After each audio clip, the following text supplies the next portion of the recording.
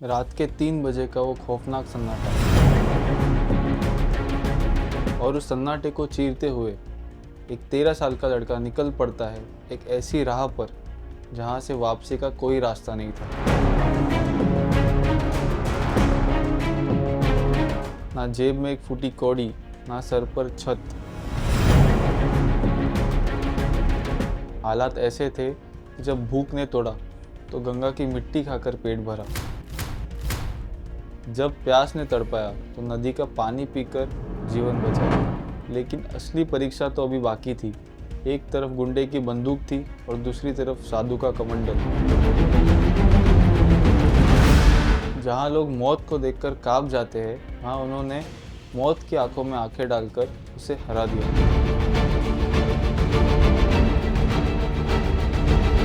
Science कहती है कि ये जिंदा नहीं बच सकते, पर वृंदावन की माटी कहती है कि इनका बाल भी बांका नहीं हो सकता। ये कहानी है श्री प्रेमानंद जी महाराज के जीवन की। का पीछा किया और वो भागा।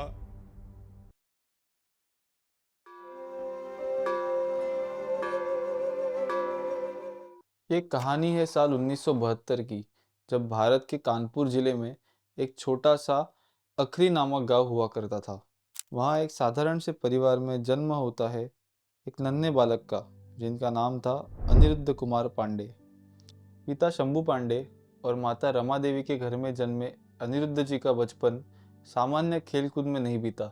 जहाँ बाकी बच्चे क्रिकेट या गिल्ली डंडा खेलते, नन्हे अनिरुद्ध गीता प्रेस गोरखपुर की किताबें पढ़ते थे।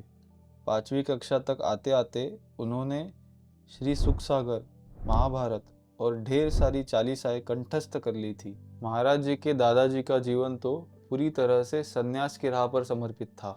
घर में सत्संग का माहौल, गुरु महात्माओं का घर में अक्सर आना जाना, इन सब का प्रभाव इतना गहरा था कि महाराज जी के हृदय में बचपन से ही भक्ति का बीज अंकुरित हो गया था। महाराज जी की माँ किडनी रोग से पीड़ित थी।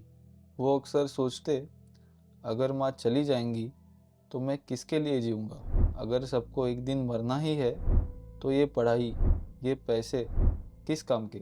जीवन की कठिनाइयों के बीच महाराज जी को अनुभव हुआ कि केवल श्री भगवान ही सदैव साथ रहेंगे। वही सच्चे मित्र है जो कभी नहीं साथ छोड़ेंगे। इसी क्षण उन्होंने भगवत प्राप्ति को ही अपने जीवन का लक्ष्य बना लिया।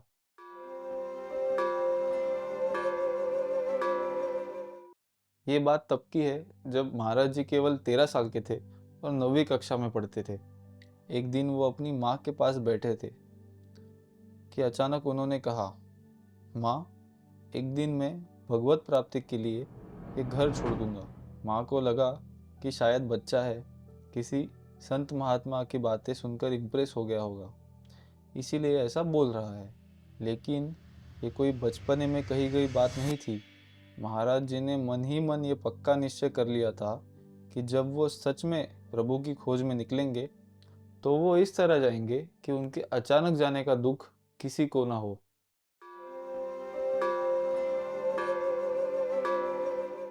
रात के 3 बज रहे थे और महाराज जी का मन अंदर से पूरी तरह से व्याकुल हो उठा।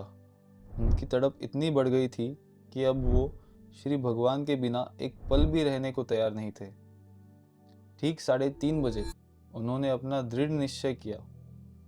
साथ में बस कुछ चीज़ें ली, एक भगवत गीता, एक कुशासन, पीतल का लोटा और एक चादर, और बस निकल पड़े घर से, ईश्वर की तलाश में अनजानी राह पर।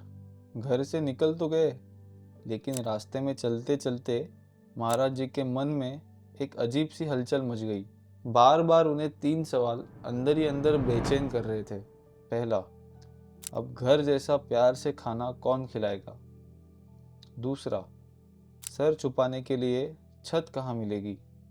और तीसरा, सबसे बड़ा सवाल, कि ये जिंदगी का लम्हा आखिर किसके सहारे कटेगा। लेकिन उन सभी प्रश्नों का, उस डर का, उनके पास सिर्फ एक ही उत्तर था, वो थे श्री भगवान। उन्होंने खुद से कहा, जो भगवान खिलाएंगे वही खाऊंगा, जहाँ वो रखेंगे वही रहूँगा, और जैसा जीवन वो देंगे वैसा ही जीऊँगा। उनके अंदर ये अटूट निश्चय था कि चाहे प्राण चले जाए, लेकिन अब किसी भी हाल में घर वापस नहीं लौटना है। महाराज जी की ये दृढ़ आस्था और उनका ये त्याग देखकर आज हर कोई श्रद्धा से उनके आगे नतमस्तक हो जाता है।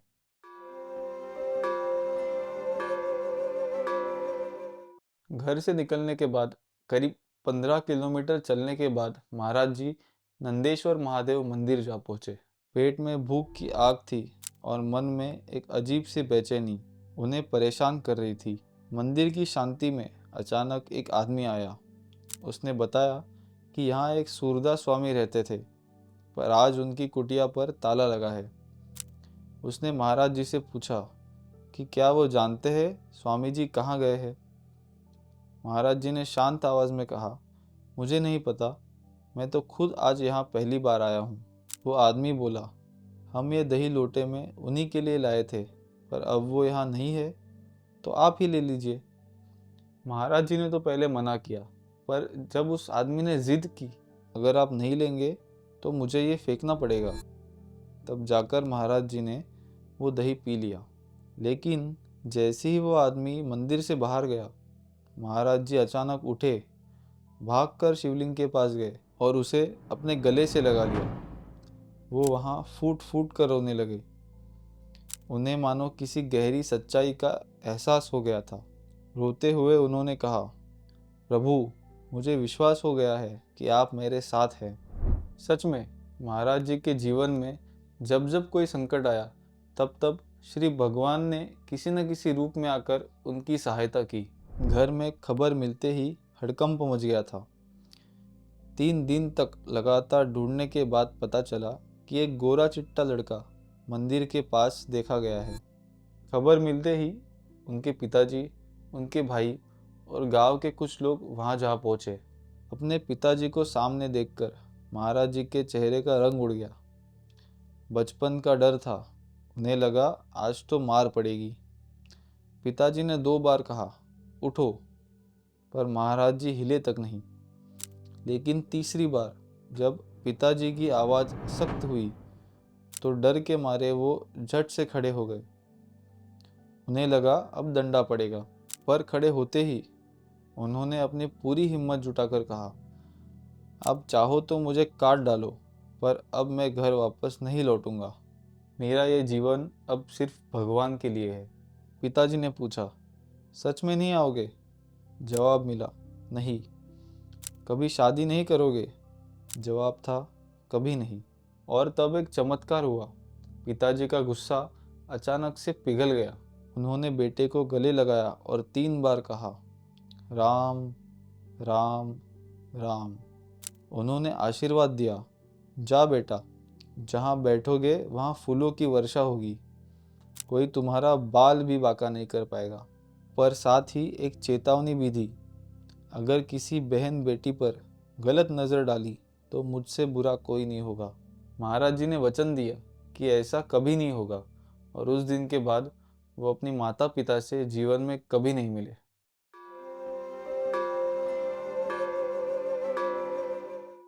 घर छोड़ने के बाद महाराज जी बनारस जा पहुंचे। वहाँ उन्होंने नैष्ठिक ब्रह्मचर्य की दीक्षा ली और एक नया नाम पाया, आनंद स्वरूप ब्रह्मचारी। अपने गुरु श्री गौरंगी शरण जी महाराज की छत्र छाया में उन्होंने कई वर्षों तक कठिन साधना की। अब गंगा का तट ही उनका घर बन चुका था। चाहे कड़ाके की ठंड हो, तेज़ बारिश हो या तूफान हो, महाराज जी दिन में 3 बार गंगा स्नान करते और महादेव के ध्यान में ऐसे खो जाते कि दुनिया की कोई खबर ही ना रहती। उन्होंने तुलसी घाट को अपनी तपस्थली बना ली। खाने का कोई ठिकाना नहीं था। अगर भगवान की कृपा से कुछ मिल गया तो खा लेते, वरना गंगा किनारे की मिट्टी और गंगा जल पीकर ही अपने शरीर को जिंदा रखते। श्रावण के महीने में तो वो सिर्फ गंगा जल पर जिंदा रहते थे। उनकी ये सादगी और त्याग देखकर आज समझ में आता है कि वो कोई मामूली इंसान नहीं है।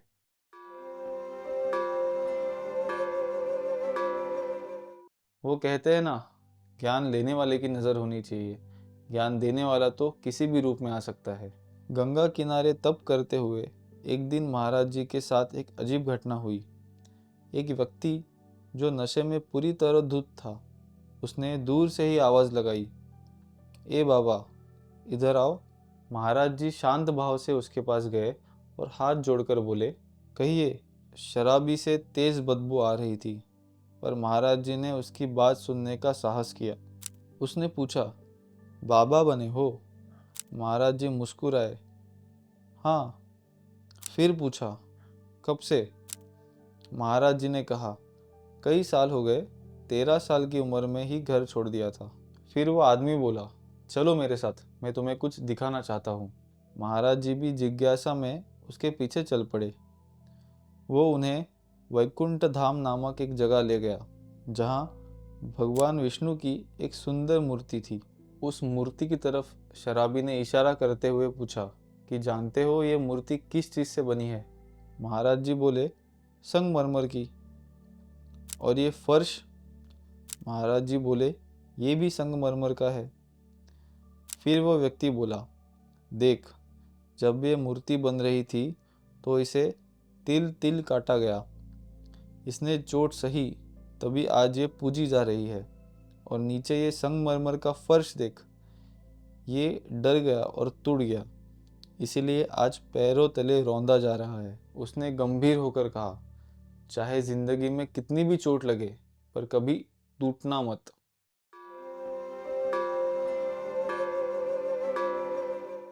सेनपुर में गंगा किनारे बाबा सरकार की एक तपोभूमि थी। वहाँ महाराज जी कई संतों के साथ शांति से बैठे थे। तभी वहाँ एक मोटरसाइकिल आके रुकी। उस पर सवार व्यक्ति ने जूते पहन रखे थे और चेहरे पर भयंकर घमंड था। महाराज जी ने बड़े ही प्यार से और विनम्रता से उसे कहा, भाई, ये पवित्र भूमि है, कृपया जूते उतार कर आइए। उसने महाराज जी की बातों को अनसुना किया। उसने महाराज जी की तरफ ऐसे देखा जैसे एक शेर अपने शिकार को देखता है। बिना एक शब्द बोले वो जूतों समेत ही अंदर चला गया। पास बैठे एक संत ने डर के मारे धीरे से कहा, महाराज, आज आपने उसे कुछ कहकर अच्छा नहीं किया। वो यहाँ का डॉन है, 40-50 लोगों का खून कर चुका है वो। यहाँ बस उसकी मर्जी चलती है।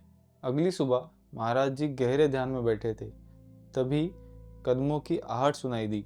आंखें खोली तो सामने वही कल वाला शख्स खड़ा था। उसने अकड़ कर कहा, ए बाबा, और अपनी पिस्टल निकालकर सामने रख दी। बोला, जानते हो ये क्या है? महाराज जी ने बड़े शांत स्वर में कहा, हाँ, इतना जानते हैं कि इससे गोली चलती है। फिर उसने चाकू निकाला। और ये? महाराज जी हल्का सा मुस्कुराए, इसे तो पहचानते हैं, पर तुम हमें नहीं जानते। अचानक से महाराज जी के अंदर भगवत आवेश जाग उठा। उन्होंने अपना कमंडल उठाया और गंगा जल दिखाते हुए गरज कर बोले, इसको पहचानते हो? अगर हमने एक बार संकल्प कर लिया ना, तो तू यही का यही राख हो जाएगा। उन्होंने ललकारा, उठा अपनी पिस्तौल और चाकू, लगा पूरी ताकत। यहाँ सिर्फ मैं हूँ और तू है, तीसरा कोई नहीं। हम साधु हैं, पर इसका मतलब ये नहीं कि कोई भी हमारे साथ खिलवाड़ करेगा। उनका ये रूप देखकर उस डॉन की तो रूह कांप गई। उसका चेहरा पीला पड़ गया। वो उल्टे पाँव वहाँ से भागा और उस दिन के बाद वो इस इलाके में कभी दिखाई नहीं दिया। उनके जीवन के वो अनसुने किस्से जो आपके आंखों में आंसू ला देंगे, वो हम कवर करेंगे इस वीडियो के पार्ट 2 में। तब तक कमेंट में राधे राधे लिखना ना भूलें। धन्यवाद।